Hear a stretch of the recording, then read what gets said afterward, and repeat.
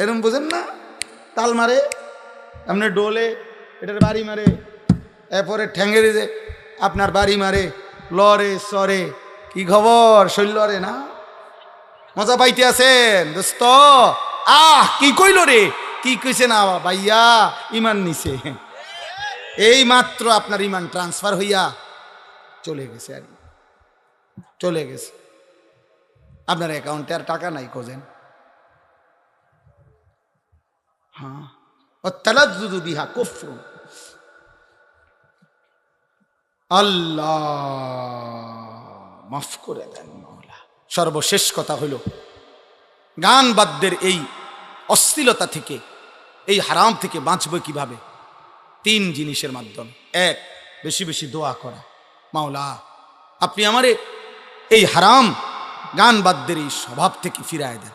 ইমাম হযরত আবু বকর সিদ্দিক বলছেন, আল গিনা মিজমারুশ শাইতান, গান শয়তানের বাদ্য। এরপরে হযরত ওসমান বলছেন, লা ইয়াজতামিউ কলবুন ফীহিল কুরআন ওয়াল গিনা, এক অন্তরে কোরআন এবং গান একসাথে হতে পারে না। যেই দিলে গান আছে সেই দিলে কোরআন আসবে না, যেই দিলে কোরআন আছে ইনশাআল্লাহ সেই দিলে গান আসবে না, গান আসবে না। ইমাম মালিক রাহমাতুল্লাহ আলাইহি বলছে, মা ইয়াফআলুহু ইনদানা ইল্লাল ফুসাক, তিনি বলেন যুগ যুগ ধরে আমাদের আরব সমাজে গান বাদ্য যারা করে তাদেরকে আমরা ফাসিক ছাড়া অন্য কিছু বলি না।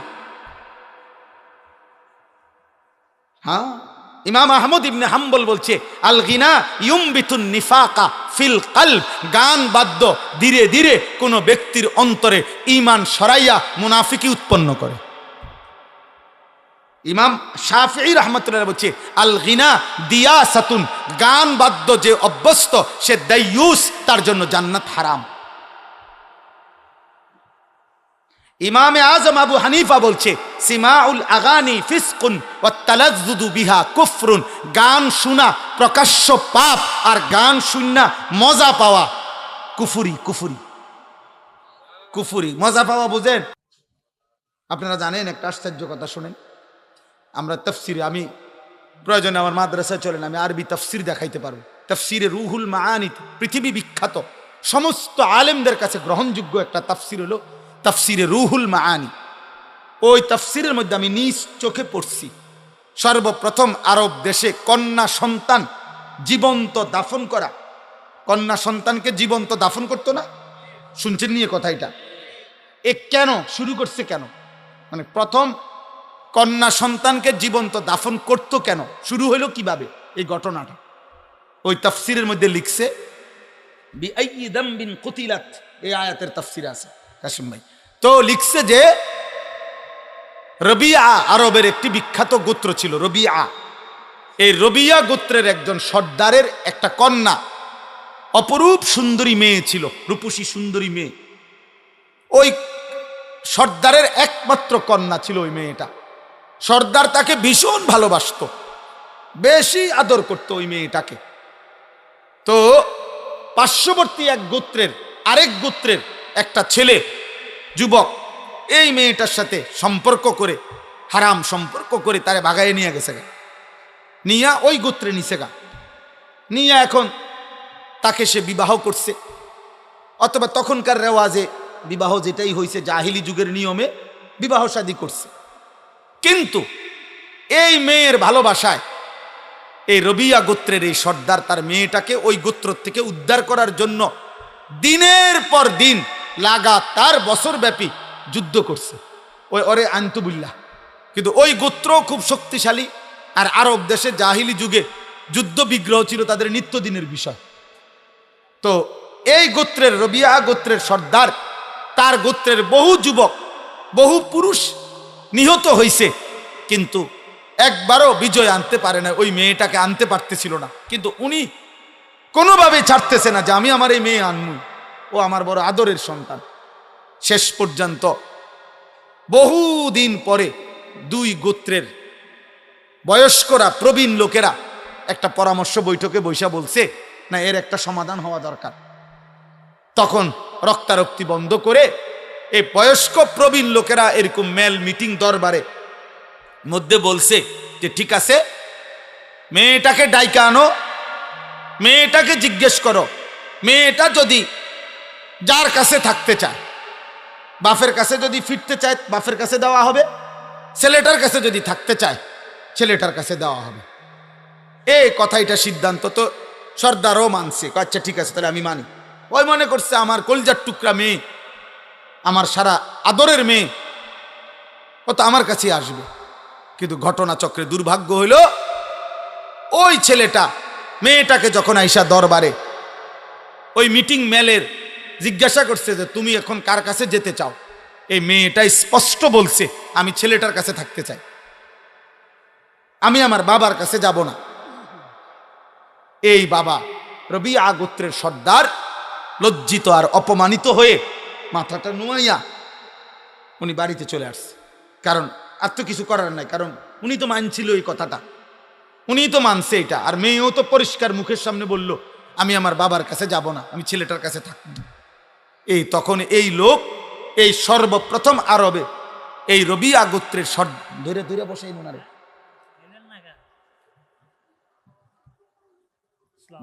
জি, রবিয়া গোত্রের এই সর্দারের আরেকটা ছোট মেয়ে ইতিমধ্যে ছিল, ওইটা তার প্রথম আদরের মেয়ে ছিল। তো এই লোক বিফল হইয়া, লজ্জিত অপমানিত হইয়া বাড়িতে আইসাই সে তার সর্বকনিষ্ঠ নবজাতক সন্তান, তাফসিরে আছে যে মাত্র নতুন বাচ্চা হইছে, এই সর্বপ্রথম এই গোত্র সর্দার বলছে আমার বংশে যেন আর কোনোদিন কোনো কন্যা জীবিত না থাকে, এই প্রথম নিজের নবজাতক সন্তানরে মেয়েরে জীবন্ত দাফন করে দিয়েছে। যা আর সন্তানে আমার কন্যার বাঁচতে দিতাম। এরপরে গোত্রের বাকি লোকদেরকে বলছে আমার ওসিয়ত, তোমরা যদি আমার সর্দার মানো, আরব দেশে তখন জাহিলি যুগে সর্দারের জন্য মানুষ জান দিত, তো বলছে তোমরা প্রত্যেকের নবজাতক সন্তান কন্যা যেগুলা এখন দাফন করো। এই ধীরে ধীরে নবজাতক কন্যা দাফন করার এই রেওয়াজ ওই গোত্রের থেকে এরপরে অন্যান্য গোত্রে চলেছে। অর্থাৎ আমার বলার উদ্দেশ্য হইল, জাহিলি যুগে পর্যন্ত একজন পুরুষ তার ফ্যামিলির নারীর কন্যার আত্মসম্মানের জন্য তার বংশ রক্তপাত হয়েছে, জীবন দিছে, কিন্তু তার নারীর সম্মান ইজ্জত, তার বংশের নারীর মর্যাদার জন্য এত লড়াই, এত যুদ্ধ পর্যন্ত করছে। কোরআন শরীফের একটা সূরা আছে, সূরা মুমতাহিনা, কোরআন শরীফে 28 নম্বর পারা। এই সূরার মধ্যে একটা আয়াত আছে, আল্লাহ তাআলা নবীজিকে বলছে, হে নবী, কোন বিধর্মী নারী, মুশরিক নারী, মূর্তি পূজক নারী যদি আপনার হাতে কালেমা পড়ার জন্য আসে, তো আপনি তাকে নির্দিষ্ট কয়েকটি কথার উপরে বায়াত করাবেন, মানে শপথ করাবেন পর্দার আড়াল থেকে। যেই বিষয়গুলোর উপরে শপথ করাবেন, এই যে দেখেন শুনাই, ইয়া আইয়ুহান নাবিয়্যু, হে নবী আমার, ইজা জাআকাল মুমিনাতু, মুমিন নারীগণ ঈমান আনতে যখন আপনার কাছে আসবে, ইউবাইয়িনাকা, আপনি তাদের সাথে এই বায়াত করাবেন, এই শপথ বাক্য পাঠ করাবেন এই কথাগুলো। আলা আল্লাহ ইউশরিকনা বিল্লাহি শাইআন, 1 নাম্বার, কোন নারী তারা যেন আর কোনোদিন আল্লাহর সাথে শিরিক না করে। 2, ওয়ালা ইয়াসরিকনা, তারা যেন চুরি না করে। 3, ওয়ালা ইয়াজনিনা, তারা যেন আর কোনোদিন জিনা ব্যভিচার না করে। এই কথাটা বলার জন্য শুনেন তো, কি না করে বলছে 3 নম্বরে, কথা বলেন না। তো তাফসীরের মধ্যে আছে, আপনারা একটা ঘটনা সবাই জানেন, উহুদের যুদ্ধে নবী সাল্লাল্লাহু আলাইহি সাল্লামের একজন চাচা আমিরে হামজা, ওনাকে যে শহীদ করছে ওয়াহশী পাথর মাইরা, নবীজির চাচা। তো শহীদ করার পরে মক্কার কুরাইশ একজন সর্দারনি, একজন নারী, ওনার চাচার, নবীজির চাচার বুকের উপরে বৈশা ওনার চাচার বুকটা ফাইরা ফেলছিল। ফাইরা বুক ছিঁড়ে ওনার চাচার কলিজা এগুলারে কাইটা টুকরা টুকরা করে চাবাইয়া কামড়াইছিল। আর চাচার নাক, কান, আঙ্গুল সব কাইটা কাইটা টুকরা টুকরা করে এগুলারে গলার মালা বানাইছিল, ছিদ্র কইরা মালা বানাইয়া গলা ঝুলাইয়া এই নারী আপনার নৃত্য করেছিল উহুদের মাঠে। এই রাসূলুল্লাহ সাল্লাল্লাহু আলাইহি ওয়াসাল্লামের চাচার লাশের সামনে গান গাইছিল আর নাচছিল আর কি, মহিলাদেরকে নিয়ে নৃত্য করেছিল। এই নারীটার নাম হইল হিন্দ। এ যারে বলে হিন্দা, আমাদের স্বাভাবিক ভাষা বাংলা ভাষায় মানুষে কয় হিন্দা, মূলত আকারটা নাই আর কি, আরবি শব্দটা হলো হিন্দ। হিন্দ বিদ্যে উতবা, মক্কার কুরাইশ উতবার মেয়ে, আবু সুফিয়ানের স্ত্রী ছিল। তো এই হিন্দাই বলেন বুঝার জন্য আর কি।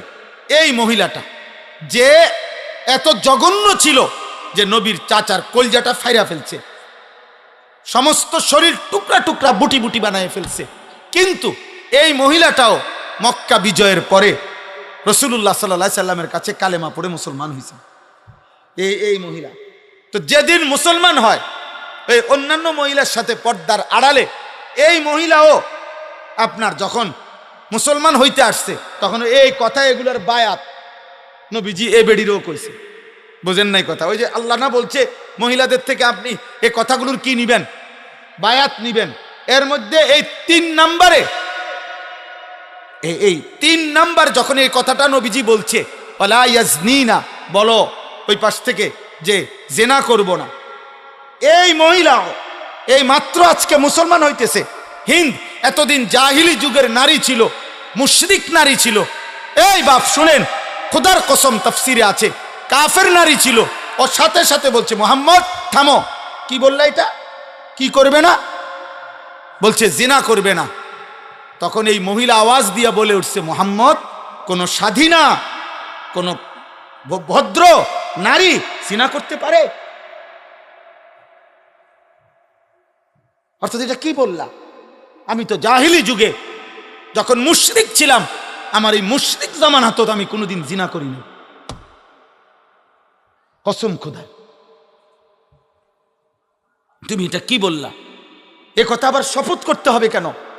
কোন নারী, স্বাধীনা সম্ভ্রান্ত নারী জিনা করতে পারে, পরপুরুষের সাথে হারাম সম্পর্ক করতে পারে? এটা কি আশ্চর্য কথা! তাহলে এক মুশরিক নারীর ভিতরে যদি জাহিলি যুগে এই আখলাক থাকে, আমাদের কি আখলাক হওয়া উচিত বলেন? দয়া করে রাগ হইয়েন না, বুঝতে শিখেন, বুঝতে শিখেন। এই ছোট্ট ছোট্ট আমাদের বালিকাদের 2-4টা মাদ্রাসা আছে। এই বালিকা মাদ্রাসাগুলো এখনো শেষ, একটু বাতি জ্বালাইয়া দেখাইতেছে যে ইমানদার নারীর চাল চলন, লিবাস, পোশাক, বোরখা, পর্দা কেমন হয়। এগুলো হেফাজত করা দরকার, এর সাথে সম্পৃক্ত থাকা দরকার। এখানে কমপক্ষে পর্দা, পুশিদা, কোরআন, আখেরাত ন্যূনতম ওই মেয়ের কলিজার মধ্যে দেওয়া উচিত। কোনোভাবেই নিজে এবং নিজের পরিবারের সদস্যদেরকে অশ্লীল, ফাহেসা, বেহুদা, অনর্থক কাজে কথায় সাথে না জুড়াইয়া আল্লাহর কোরআন, রসুলের সুন্নার সাথে মিলানো উচিত। ইদানিংকালে আপনারা বুঝতেছেন না, অনেকেই আপনারা ইচ্ছা করে ভদ্রতার মুখোশ ধরে ফ্যাশনের নামে অথবা অতি শিক্ষিত বা উচ্চ শিক্ষিতের ভান করে আপনারা আপনাদের ঘরের মাহারাম, আপনাদের পবিত্রা, আপনাদের ইমানদার নারীদেরকে আপনারা বেপর্দা, বেহায়াপনায় ছেড়ে দিয়ে নিজেরা আত্মতৃপ্তি অথবা মানসিক তৃপ্তি ভোগ করছেন। এটা ঠিক হচ্ছে না, এটা ঠিক হচ্ছে না বাপ। আপনিও মরে যাবেন, আপনার বিবিও মরে যাবে, আপনিও মরে যাবেন, মেয়েটারও মৃত্যু হবে। ওরে আখেরাতটা নষ্ট করেন না, ওরে আল্লাহ ভুলাই দিয়েন না, ওরে কবর ভুলাই দিয়েন না, ওরে মালিক ভুলাই দিয়েন না, ওরে তার ইজ্জতের কদর ভুলাই দিয়েন না। কোন নারীর ইজ্জত, সম্ভ্রম, পর্দা, সতীত্ব, হায়া, এটা নারীর শ্রেষ্ঠ সম্পদ। এই জন্য কোরআনুল কারীমের মধ্যে ইসলামের যত পাপের শাস্তি, একমাত্র পাপ জিনা, ব্যভিচার, এই শাস্তির বিধান বলতে গিয়ে নারীর কথা আগে উল্লেখ করছে। অর্থাৎ বুঝাইছে, আমরা তাফসিরে পড়ছি, তাফসিরে হেদায়েতুল কোরআন ভারতীয় উপমহাদেশের শ্রেষ্ঠ শেখুল হাদিস মুহাদ্দিস, এই শেষ জামানার শ্রেষ্ঠ মুহাদ্দিস যাকে বলা হইতো, যুগ শ্রেষ্ঠ আলেমে দিন, সারা পৃথিবী খ্যাত আলেমে দিন ছিলেন, দারুল উলুম দেওবন্দ মাদ্রাসার শেখুল হাদিস সদরুল মুদাররিসিন হযরত মাওলানা সাঈদ আহমদ পালনপুরি রাহমাতুল্লাহ আলাইহির কিতাব তফসিরে হেদায়েতুল কোরআন। ওই তফসিরে হেদায়েতুল কোরআনে আছে একজন নারীর সত্তার ভিতরে, রক্তের ভিতরে, নারীর অস্তিত্বের ভিতরে, নারীর সৃষ্টির মধ্যে আল্লাহ তাআলা হায়া, লজ্জার অনুভূতি পুরুষের চাইতো অনেক গুণ বেশি আল্লাহ সৃষ্টিগতভাবে বাড়ায় দিয়েছে। এটা তার অস্তিত্বের মধ্যে, এটা তার রক্তের মধ্যে, সৃষ্টির মধ্যে, তার হায়া, তার লজ্জা,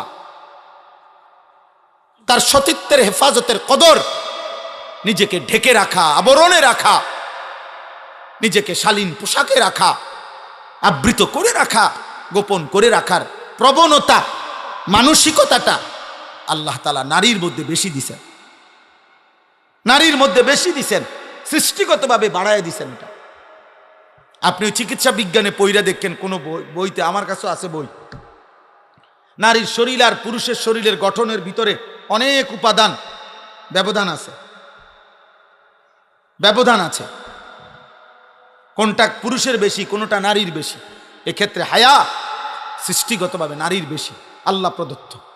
অতএব যে নারী পুরুষের চাইতে বেশি হায়া যার অস্তিত্বের ভিতরে দেওয়া হয়েছিল, সৃষ্টির ভিতরে, সেই হায়ার, মনে করেন হায়ার চাদর, হায়ার পর্দার সাগর ডিঙ্গায়া যে কোনো পর পুরুষের সাথে ব্যভিচার করেছে, হারাম সম্পর্ক করেছে, এ বাস্তবিক অর্থে নিকৃষ্ট নারী। এই জন্য আল্লাহ বলছে আয-যানিয়াতু ওয়াজ-যানি, ব্যভিচারের শাস্তি যখন দিবা তো আল্লাহ বলছে ব্যভিচারিণী নারী এবং ব্যভিচারী পুরুষ উভয়কে আগে বলছে নারী, এরপরে বলছে পুরুষ, উভয়কে প্রকাশ্য দিবালোকে জনসম্মুখে ইসলামী রাষ্ট্রের খেলাফতের অনুমতিতে আল্লাহর বিধানে চামড়ার চাবুক দিয়ে অবিবাহিত পুরুষ এবং মেয়ে, মানে অবিবাহিত ছেলে এবং মেয়েকে একশত করে লোকসম্মুখে বেত্রাঘাত করবে। আর যদি বিবাহিত পুরুষ এবং নারী হয়, মুতাওয়াতির অকাট্য হাদিস দ্বারা, কোরআনের আয়াত মনসুখের মাধ্যমে আল্লাহ নবী বলছেন তাকে প্রকাশ্য দিবালোকে পাথর মেরে মেরে হত্যা করবে, রজম। আমনে যদি বলেন এটা খুব জঘন্য, না আমনের জঘন্য লই আমনে থাকে, আপনার যদি বলেন এটা মারাত্মক ভীতিকর, আমনে টামনে নিয়ে থাকেন।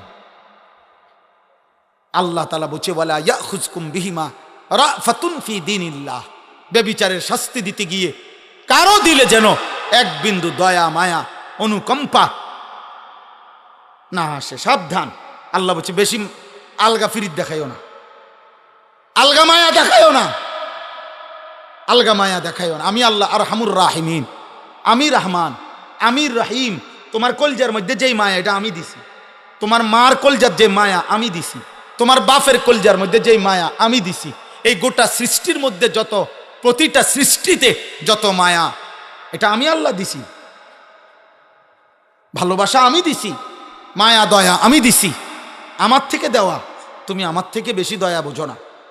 অতএব আমার ভাই, আমার বন্ধু, আমি মহিলা মাদ্রাসার মাহফিল, বালিকা মাদ্রাসা, এই জন্য এগুলো বলছি, এতগুলো কথা শক্ত বললাম এই কারণ।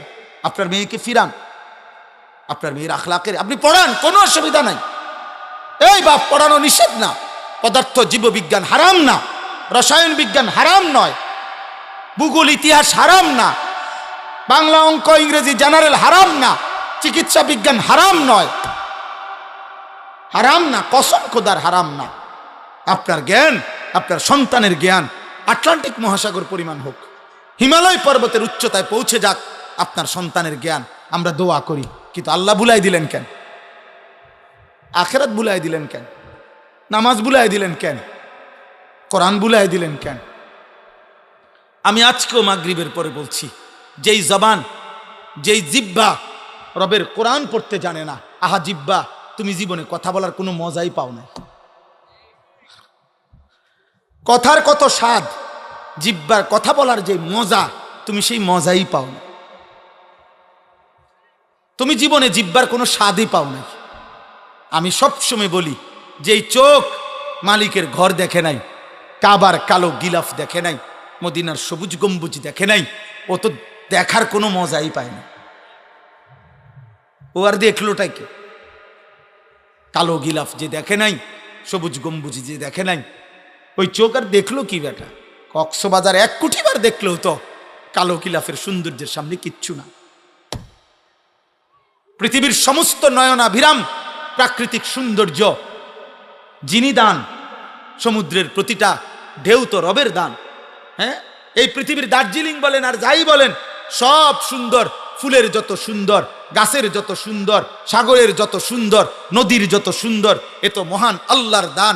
সেই মালিক চারিদিকে যত সৌন্দর্য যিনি দিছেন, তিনিই বলছেন আমি আমার কায়নাতের সবচেয়ে বেশি সৌন্দর্য আমার মদিনার বন্ধু, আমার মাহবুব, আমার রসুলকে দিয়েছি। আছে খুবা হামা দারান্দ তু তানহা দারি। আল্লামা ইকবাল বলছে, হে নবী, 1.25 লক্ষ নবীর যত সিফাত, গুণ, বৈশিষ্ট্য একা আপনার মাঝে যদি তালাশ করি, সব আপনার মাঝেই খুঁজে পাই। আপনি একাই সব। আপনি হাসলে পৃথিবী হাসে, আপনি কাঁদলে পৃথিবী কাঁদে। আপনার হাসি সেরা, আপনার কান্নাই সেরা, আপনার জীবনের সব কিছু সেরা। ওয়া ইন্নাকা লাআলা খুলুকিন আযীম। আমরা তাফসীরে পড়ছি, এই পৃথিবীর যত উত্তম গুণ আছে, চরিত্রের যত উত্তম গুণ, ধৈর্য, সাহসিকতা, বীরত্ব, আল্লাহ ভীরু, পরোপকার, মানবতা, যা বলেন, মানুষের চারিত্রিক সৌন্দর্য গুণ বলতে মানুষ যা কল্পনা করে, এরকম প্রত্যেকটি চারিত্রিক গুণকে যদি বলা হয়, হে হে গুণ, তোমার গুণটা সবচেয়ে সুন্দর, শ্রেষ্ঠ, পূর্ণাঙ্গ, সর্বোচ্চ কেমন হওয়া উচিত, এটার একটা আকৃতি, একটা মানুষের আকৃতি ধরে দেখাও যে ধৈর্যের সর্বোচ্চ কেমন হওয়া উচিত, সাহসিকতার সর্বোচ্চ কেমন হওয়া উচিত, একটা আকৃতি ধরে দেখাও তো। যদি এরকম প্রতিটি গুণকে বলা হয় তোমার শ্রেষ্ঠ সৌন্দর্যটা, শ্রেষ্ঠ রূপটা তুমি একটু আকৃতি ধরে দেখাও, তাফসীরে লিখছে, খোদার কসম, প্রতিবার প্রতিটি উত্তম চরিত্রের মধ্যে যার চেহারা ভেসে উঠবে তিনি মুহাম্মদ সাল্লাল্লাহু আলাইহি ওয়াসাল্লাম। ধৈর্যে যিনি সেরা তিনি মুহাম্মদ, বীরত্বে যিনি সেরা তিনি মুহাম্মদ, সাহসিকতায় যিনি সেরা তিনি মুহাম্মদ, মানবতায় যিনি সেরা তিনি মুহাম্মদ, পরোপকারে যিনি সেরা তিনি মুহাম্মদ, রাতের অন্ধকারে যার চরিত্র পবিত্র তিনি মুহাম্মদ, দিনের আলোয় যার চরিত্র পবিত্র তিনি মুহাম্মদ, লেনদেনে যিনি পবিত্র তিনি মুহাম্মদ, সব গুণে সর্বশ্রেষ্ঠ তিনি মুহাম্মদ সাল্লাল্লাহু আলাইহি ওয়াসাল্লাম। কারে ছেড়ে দিলা বাপ? কোন বেঈমানের চুল রাখলা? এই মুসলমানের বাচ্চা, কোন বেঈমানের চুল রাখলা? একটা ছেলে বেটা হলে এখন দাঁড়া বেটা, এখন বল। যে সমস্ত মুশরিকের মতে এই যে ডান দিকে বড়, বাম দিকে বড়, সামনে বড়, একটা চুলের সনদ বলো যে পৃথিবীতে প্রথমে এই চুলটা কে রাখছে, এরপরে এটা কেমনে কেমনে এই সাবের বাজার পর্যন্ত আইছে, কেমনে নিশ্চিন্তপুর আইলো, কেমনে ক্যান্টনমেন্ট আইলো, কেমনে, এটা সনদ কও বলো। আমরা বলতে পারবো, পাঞ্জাবির সনদ বলতে পারবো আমরা, টুপির সনদ বলতে পারবো আমরা, দাড়ির সনদ বলতে পারবো আমরা, চুলের সনদ বলতে পারবো আমরা, লুঙ্গির সনদ বলতে পারবো আমরা। পিছন থেকে বললে শেষ পর্যন্ত পৌঁছবে। লুঙ্গি নবী মুহাম্মদ সাল্লাল্লাহু আলাইহি ওয়াসাল্লাম পরিধান করতেন। মাথা মোবারক সর্বদা নবী সাল্লাল্লাহু আলাইহি সাল্লাম টুপির মতো কোনো গোলাকার জিনিস দিয়ে তিনি ঢেকে রাখতেন। নবী সাল্লাল্লাহু আলাইহি সাল্লাম মৃত্যু পর্যন্ত দাড়ি রাখছেন। নবী সাল্লাল্লাহু আলাইহি সাল্লাম মৃত্যু পর্যন্ত কামিজ, পাঞ্জাবি পরিধান করেছেন। নবী সাল্লাল্লাহু আলাইহি ওয়াসাল্লাম গেঞ্জি পরিধান করতেন। নবী সাল্লাল্লাহু আলাইহি সাল্লাম মিসওয়াক করতেন। নবী সাল্লাল্লাহু আলাইহি সাল্লাম মোষ ছোট করতেন। আমারটার রেফারেন্স আমি বললাম, তোমারটার সনদ তুমি বলেন।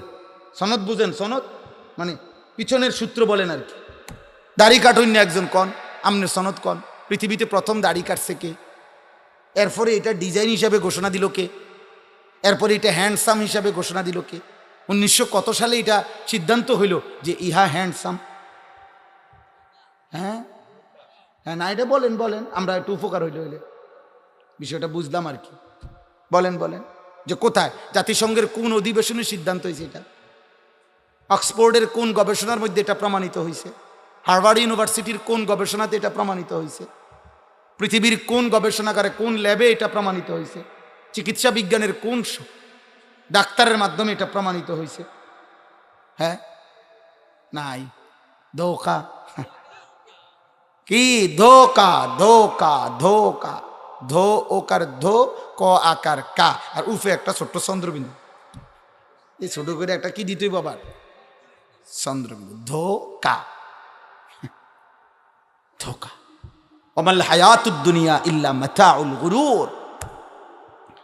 দুনিয়ার জীবন ধোকা, ধোকা, ধোকা। আল্লাহ আমাদেরকে বুঝ দান করেন, বুঝ দান করেন। চলেন আমি শুধু তর্জমা বলে আমার 2 আয়াত শেষ করি। কথা বলা হয়েছে আলহামদুলিল্লাহ। অমিনান নাসি মান ইয়াশতারি লাহওয়াল হাদিস। আল্লাহ বলে মানুষদের মধ্য থেকে যে সকল নাফরমান যাবতীয় অনর্থক, অসার, অবান্তর, অপ্রয়োজনীয়, গুনাহ মিশ্রিত কথাবার্তা সংগ্রহ করে, লিউযিল্লা আন সাবিলিল্লাহ, আল্লাহর পথ থেকে মানুষকে পথভ্রষ্ট করার জন্যে, বিগাইরি ইলমিন, মূর্খতাবশত, মনে মনে ভাবে জ্ঞানী, আসলে মূর্খ। আল্লাহ বলেন ওয়াত্তাখিজাহা হুজুয়া, মানে কোরআনের বিপরীতে যা সংগ্রহ করে, ইসলামের বিপরীতে যা সংগ্রহ করে, কোরআনকে বিদ্রুপ করে, ইসলামকে বিদ্রুপ করে, আমার শরীয়তকে বিদ্রুপ করে। আল্লাহ বলেন আমি ওয়াদা দিলাম উলাইকা লাহুম আযাবুম মুহিন, আমি তাদের জন্য লজ্জাকর, অপমানকর আযাব নির্ধারণ করেছি। দোস্ত, এজন্য কোরআনে আছে আখিরাতে আল্লাহ মানুষকে শাস্তি দিবেন। শুধু শাস্তি নয়, প্রথমে অপমান করবেন, বেইজ্জতি করবেন, এরপরে শাস্তি দিবেন। প্রথমে হাসরবাসীকে ফেরেশতার মাধ্যমে শুনাবেন, ফেরেশতারে বলবেন ও সবাইরে শুনাও এই বাটফারের গুনাডি কিতা কিতা কও, বলো। তো ফেরেশতারা বলবে সম্মানিত হাসরবাসীগণ আপনারা শুনেন, 1 নম্বরে উনি আছিলেন সিটার, 2 নম্বরে উনি সুদখোর, 3 নম্বরে ওজনে কম দিত। এরকম একটা পাপ, আমার হলে আমার, আপনার হলে আপনার। আল্লাহ আমারও মাফ করেন, আপনারও মাফ করেন। আযাবুম মুহিন, মুহিন মানে ইহানাত, অপমানকর শাস্তি আল্লাহ বলছেন। আচ্ছা, এরপরের আয়াত কি? আমি এটার আরেকটু ব্যাখ্যা এই 5 মিনিট বললে হবে। ওয়া ইযা তুতলা আলাইহি আয়াতুনা, আল্লাহ বলেন, দেখেন আল্লাহ বলেন অপ্রয়োজনীয়, অসার, অবান্তর, গুনাহ মিশ্রিত কথাবার্তা যে সংগ্রহ করে, যে এর মধ্যে পড়ে থাকে, এর মধ্যে ব্যস্ত থাকে, খুদার কসম বাপ, প্রিয় ভাই, প্রিয় নওজওয়ান, শোনো তোমার মালিক কি বলে। আল্লাহ বলেন এতে করে তার মানসিকতা তখন কি হয়, ধীরে ধীরে এই লোকটা এমন নাফরমান হয় যে যখন তো আমার কোরআন তার সামনে বলা হয়, পেশ করা হয়, পড়া হয়, তেলাওয়াত হয়, ওয়াল্লা মুস্তাকবিরান, সে অহংকার করে আমার কোরআন থেকে মুখ ফিরায় না। কাআন্নাম ইয়াসমাআহা কাআন্না ফি উযুনাইহি ওয়াকরা। কেন চেহারা ফিরাই নিল? আল্লাহ বলেন সে 2টা বাপ দেখাইতে চায়। হয়তো একটা বাপ দেখাইছে এরকম যে শুনে নাই, যাতে হুজুরে বোঝে আরে উনি মনে শুনে নাই, ও আবার কোন লাগবে, এই একটা বাপ। আরেকটা হলো কাআন্না ফি উযুনাইহি ওয়াকরা, সে এমন একটা ভাব দেখাইতেছে সে কানেই শুনে না, কানেই শুনে না। আবার যদি ডাক দে মানে এমন একটা চেহারা, আসমান থেকে পড়ছে, আসমান থেকে পড়ছে।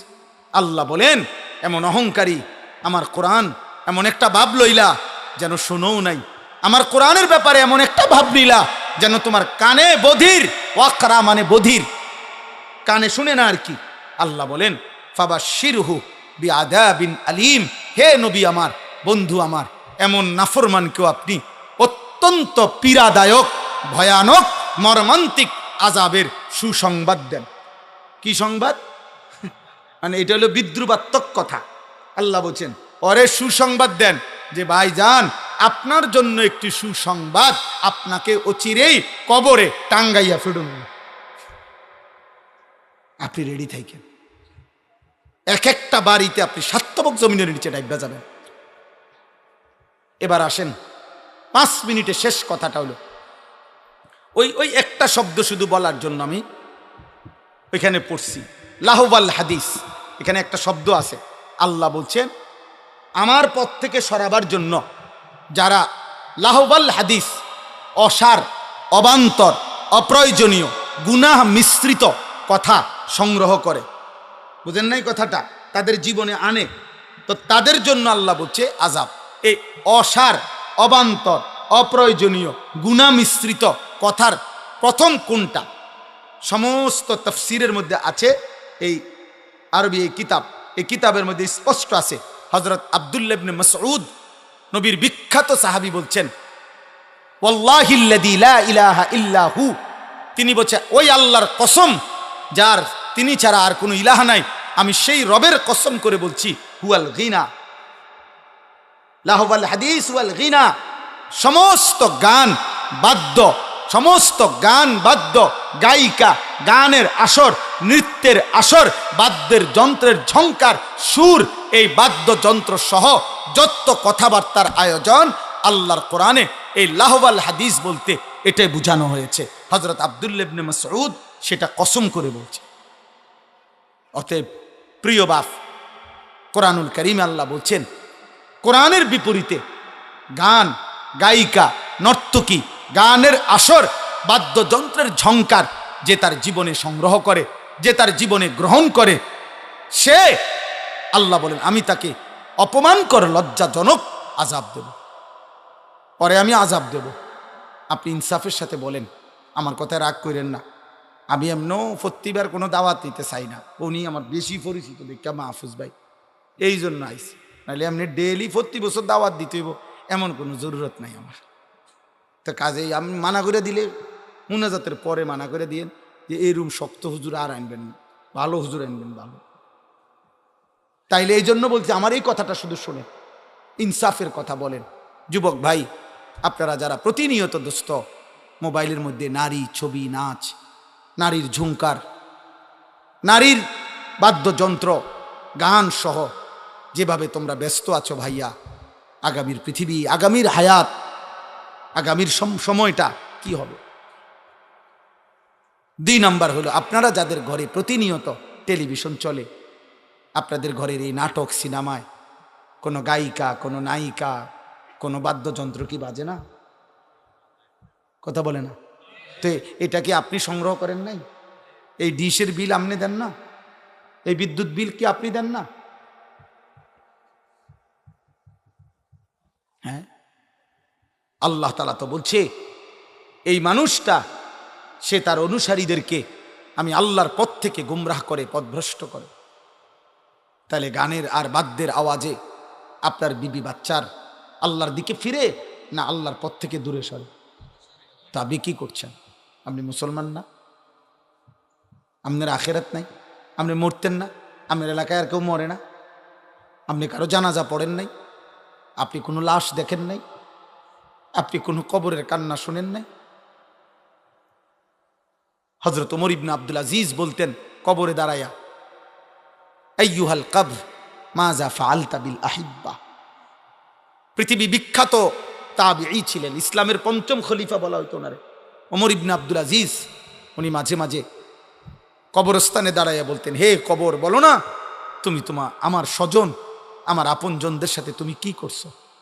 এই কবর, আমার চাচারে তোমার কাছে রাইখা গেছিলাম, আমার দাদা, আমার বাবা, আমার চাচাতো ভাই, আমার কত স্বজন তুমি কবরে রাইখা গেছে, বলো না? আইনাল আসদিকা, আমার বন্ধুরা কই, এখন কি অবস্থায় আছে, আমার স্বজনরা কেমন আছে?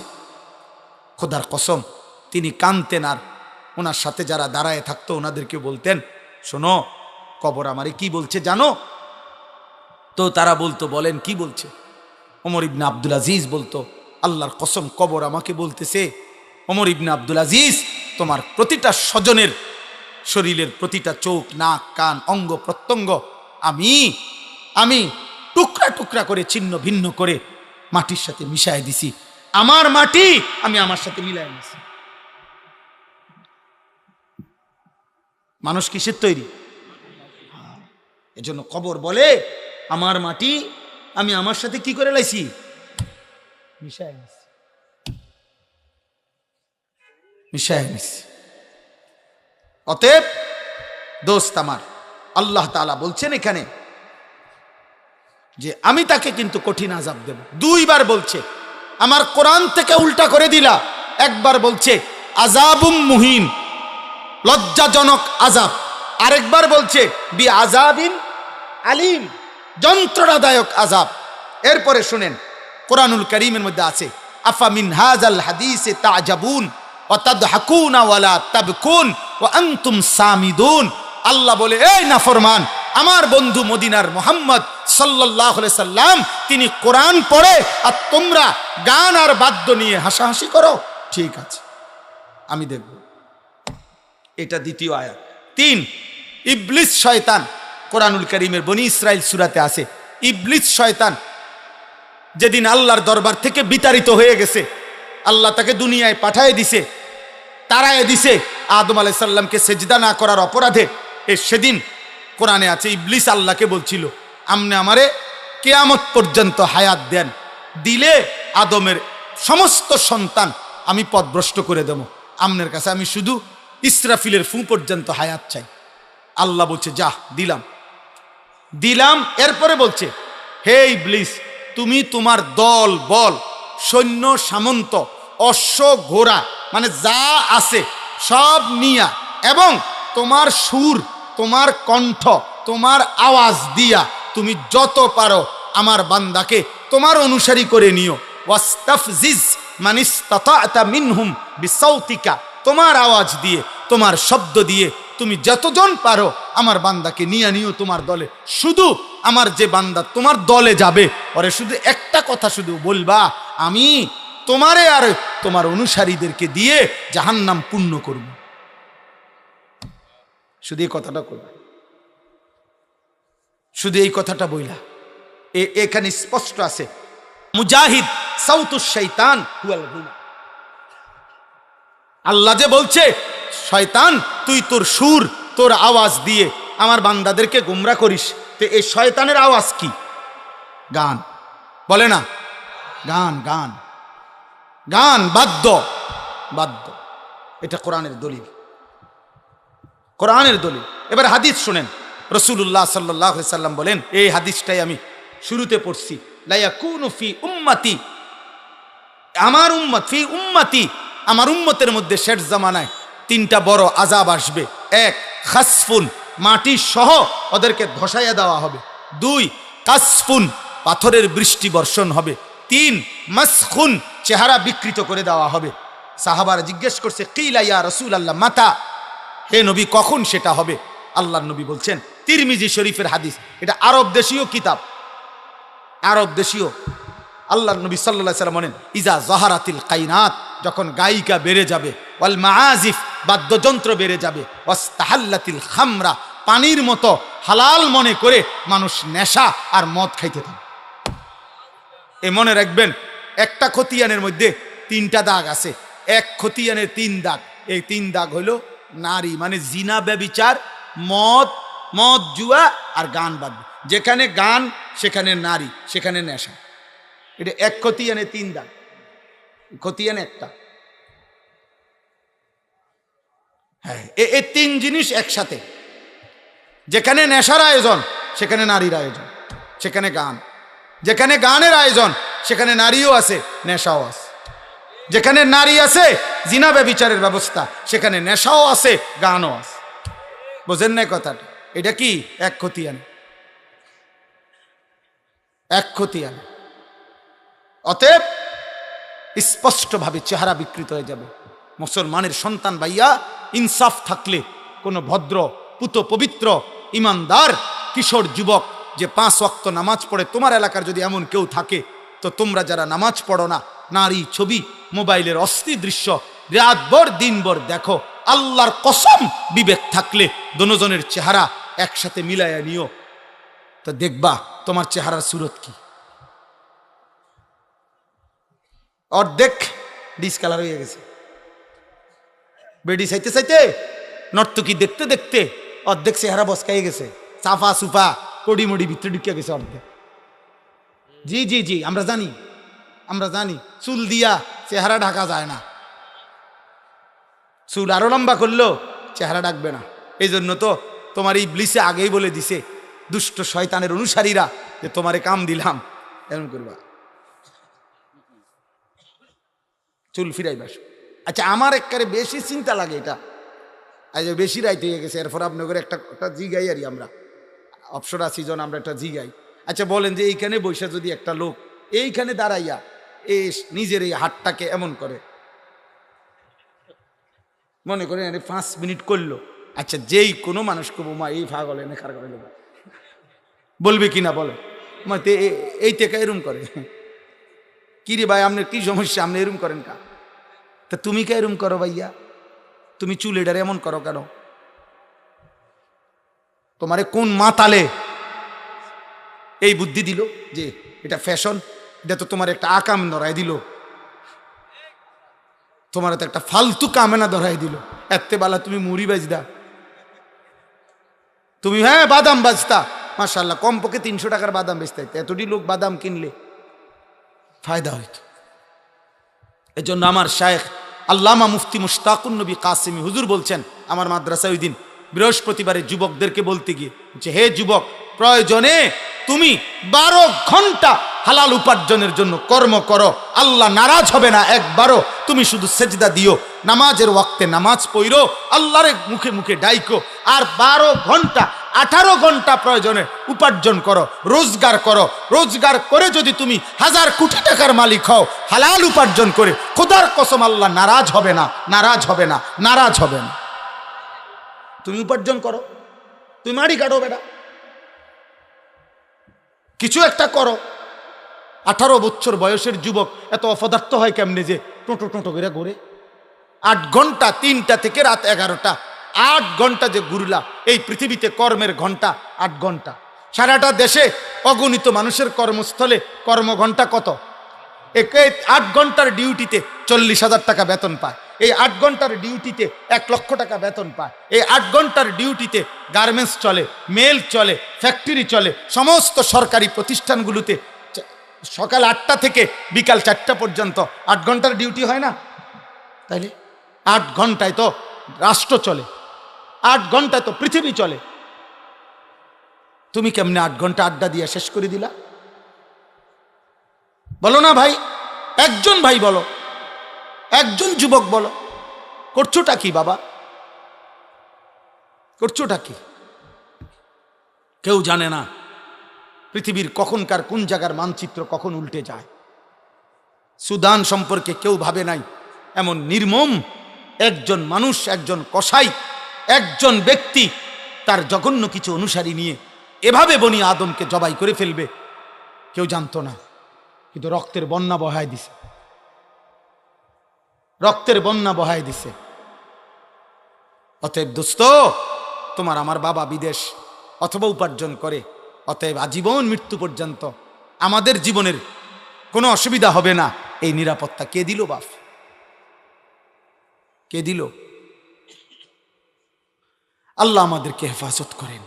অতএব আজকে এই নিয়ত করেন, গান বাদ্য থেকে বেঁচে থাকবো ইনশাআল্লাহ। বলেন ইনশাআল্লাহ। ইমাম হযরত আবু বকর সিদ্দিক বলছেন, আল গিনা মিজমারুশ শাইতান, গান শয়তানের বাদ্য। এরপরে হযরত ওসমান বলছেন, লা ইয়াজতামিউ কলবুন ফীহিল কুরআন ওয়াল গিনা, এক অন্তরে কোরআন এবং গান একসাথ হতে পারে না। যেই দিলে গান আছে সেই দিলে কোরআন আসবে না, যেই দিলে কোরআন আছে ইনশাআল্লাহ সেই দিলে গান আসবে না, গান আসবে না। ইমাম মালিক রাহমাতুল্লাহ আলাইহি বলছে, মা ইয়াফআলুহু ইনদানা ইল্লাল ফুসাক, তিনি বলেন যুগ যুগ ধরে আমাদের আরব সমাজে গান বাদ্য যারা করে তাদেরকে আমরা ফাসিক ছাড়া অন্য কিছু বলি না। হ্যাঁ, ইমাম আহমদ ইবনে হাম্বল বলছে, আল গিনা ইউমবিতুন নিফাকা ফিল কলব, গান বাদ্য ধীরে ধীরে কোন ব্যক্তির অন্তরে ঈমান সরাইয়া মুনাফিকি উৎপন্ন করে।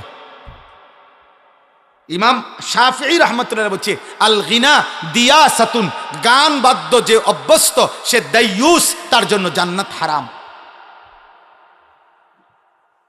ইমামে আজম আবু হানিফা বলছে, সিমাউল আগানি ফিসকুন ওয়াত তালাজ্জুদু বিহা কুফরুন, গান শোনা প্রকাশ্য পাপ, আর গান শুননা মজা পাওয়া কুফরি, কুফরি। কুফুরি মজা পাওয়া বুঝেন?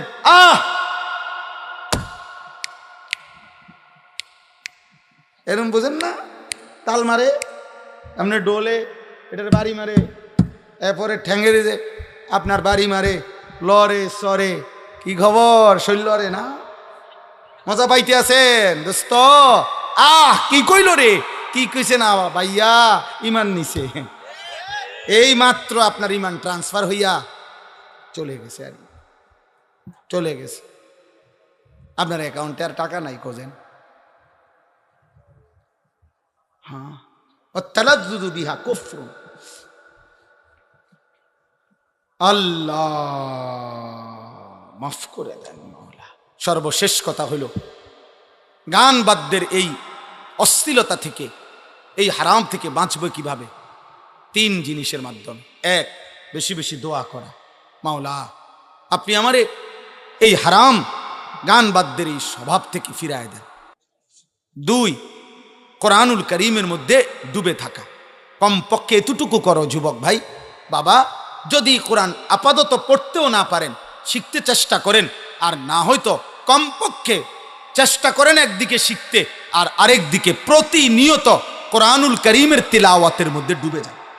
কোরআন শুনেন, কোরআন তিলাওয়াত শুনেন, কষ্ট হইলেও শুনেন, বারবার শুনেন। মনে করেন প্রথম অশান্তি লাগতে আছে, পেরেশানি লাগতে আছে, বারবার মন চাইতেছে গান বাদ্য নাটক সিনেমা শুনতে, না, কোরআন শুনেন, আবার শুনেন, আবার শুনেন, ওষুধের মতো শুনেন। আমারে একটা হোমিও ডাক্তারে গ্যাস্ট্রিকের একটা ওষুধ দিছে, এটা এমন তিতা, আমি মানে চোখ বন্ধ করে এমনি খাইয়ালাই, এটা বেশি তিতা, শিরা ফিরা এ কদ্দুর খাইতে, মানে আমার একটা মানে শোল্ডার মধ্যে কাঁপ দিয়ে ওঠে এটা খাইতে বলি। কিন্তু উনি দেখছি যে উপকার আছে, খুব উপকার হয়েছে, ফায়দা পাইছি। খুব তিতা, বেশি তিতা এটা। তাহলে মনে করেন তিতার মতোই আপনি কিছুদিন চেষ্টা করেন, ইনশাআল্লাহ অচিরেই ধারাবাহিক যুবক ভাই আল্লাহর কোরআন শুনতে শুনতে, কোরআন শুনতে শুনতে, কোরআন শুনতে শুনতে রব তোমার কলিজার মধ্যে কোরআন বসায় দিবেন। 3 নাম্বার হলো মৌতের ফিকির। মৌতের ফিকির এখানে স্পষ্ট লিখছে, এটা আরবি কিতাব, আল্লামা ইমাম ইবনুল কাইয়িম রাহমাতুল্লাহ উদাহরণ দিছে, অনেক লম্বা, আমি আর পড়তেছি না।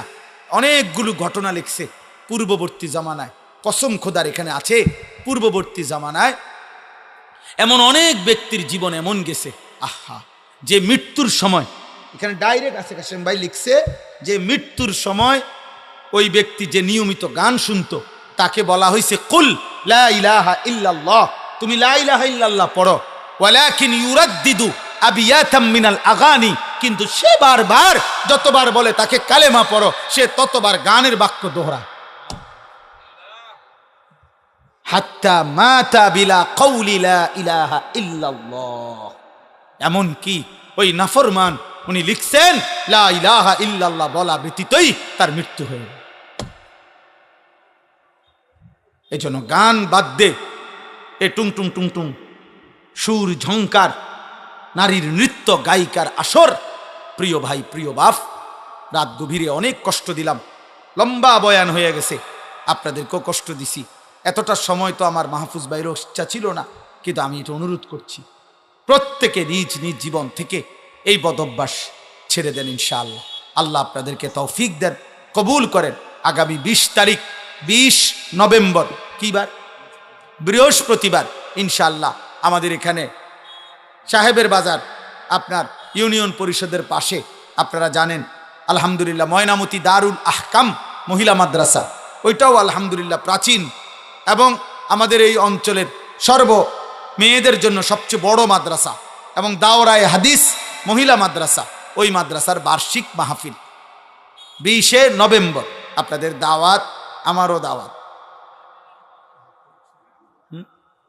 আমারও দাওয়াত। সর্বশেষ 1টা মিনিট আমি এখনই দোয়া করছি, আর যাইয়েন না, 1 মিনিট আমি একটা ছোট্ট অনুরোধ করি। আলহামদুলিল্লাহ মাদ্রাসা আমাদের প্রিয় ভাই মাওলানা মাহফুজ ভাই, আমরা শুরুর থেকেই মাদ্রাসায় আসছি, মুসলমানের ইমানদার কন্যাদেরকে দিন শিখাচ্ছে। আপনাদের প্রত্যেকের কাছে আমার শায়েখ আল্লামা মুফতি মুশতাকুন নবী সাহেব আমার একটা ওসিয়ত করছে সব সময়, যে মাওলানা যখনই ভালো কাজ দেখবেন, যেখানেই নেক কাজের কোনো আয়োজন দেখবেন, কিছু না কিছু দিয়ে আপনিও শরিক থাকবেন। হুজুর এটা সব সময় বলতেন, বলে আমারে অনেক বলছে, যেখানেই ভালো কাজ দেখবেন নেক কাজ, ওইখানে যদি আপনিও একটু দিয়া অংশগ্রহণ করেন, হতে পারে আর কোনোদিন আপনার নামও কেউ জানলো না, কিন্তু হাসরের ময়দানে এরকম বহু জায়গার নেকি একসাথে দেখে আপনি খুশিতে আনন্দে আত্মহারা হয়ে যান। হ্যাঁ, আত্মহারা হয়ে যান। দেখবেন চলার পথে আপনি কোথাও কোনো মসজিদের 100 টাকা দিছিলেন, তো সেই 100 টাকার নেকিও আপনার নামে অনেক জমা হয়েছে। তো এই জন্য এই মাদ্রাসাটাতেও আলহামদুলিল্লাহ আমরা প্রত্যেকে 2টা মিনিট আপনারা যদি পকেটে হাত দেন, যার যার ভালোবাসা তৌফিক অনুপাতে, মুসলমানের কন্যারা অনেক দুর্বল, অনেক অসহায় মেয়েও পড়ে, তাদের জন্য আর্থিক যেন সহযোগিতা করা যায়, সব মিলিয়ে মাদ্রাসাটা যেন তার দ্বীনি কার্যক্রম চালাইতে পারে, প্রত্যেকের ভালোবাসা নিয়ে যেটুকু হয় আপনারা একটু সহযোগিতা করেন। 2 জন ভাই 4 জন ভাই উঠাইয়া টাকাটা নিয়ে নেন, দেন, থাকলেই দেন, না থাকলে দোয়া করেন, আল্লাহ আপনাদেরকে তৌফিক দেন, কবুল করেন। মাশাআল্লাহ। কাসিম ভাই কি অতিথি নাকি? মৌলানা আবুল কাসিম ভাই 1000 টাকা দিয়েছেন, আল্লাহ কবুল করেন, আলহামদুলিল্লাহ।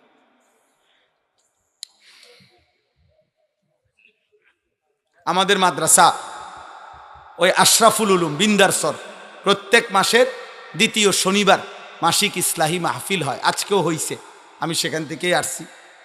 2য় শনিবার মাসের মা বোনদের জন্য সকাল 10টা থেকে, মাশাআল্লাহ।